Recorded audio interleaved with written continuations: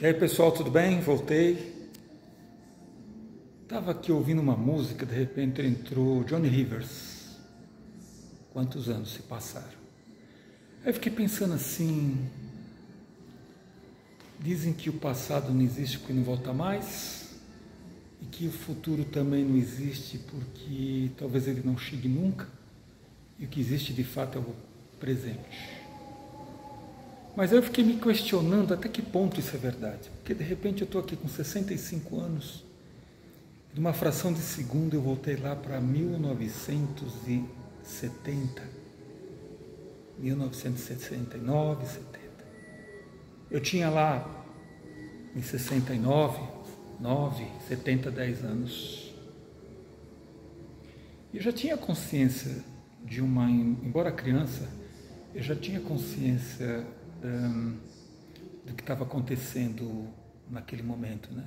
Lembro-me das músicas, dos meus amigos, dos meus pais jovens e por aí vai.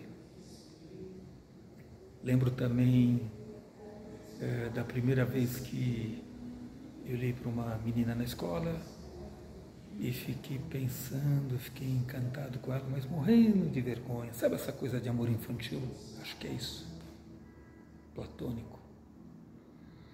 Lembrando dos meus amigos, lembrando dos meus professores, né? E essa lembrança me transportou para aquele momento, ou seja, como uma máquina do tempo eu fui para o passado. E aí nesse passado, lembrando dos meus amigos, a mesma idade que eu tinha, os meus professores que certamente talvez estejam muito velhinhos e alguns deles também nem estejam mais entre nós. E nesse exercício de vai e vem no pensamento, eu percebi que, de fato, quem existe é o presente. Sabe por quê? Porque neste exato momento eu estou vivendo o futuro. Eu estou vivendo aquilo que lá em 1970, pode ter certeza, eu ficava imaginando. E um dia, quando eu for um adulto, tiver barba na cara, que eu for pai, evidente que naquele momento eu nunca podia imaginar que eu fosse ser um avô, e hoje eu sou. De maneira que eu me senti bastante, ou melhor, eu estou me sentindo no futuro, um homem de 65 anos que, no estalar de dedos, voltou para o passado. E cadê o presente? Nesse exato momento. Não.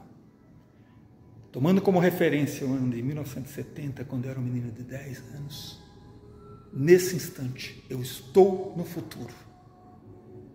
E esse futuro, para mim, é um futuro vitorioso, porque a trajetória é muito longa e eu perderia aqui várias e várias horas detalhando cada momento da minha vida.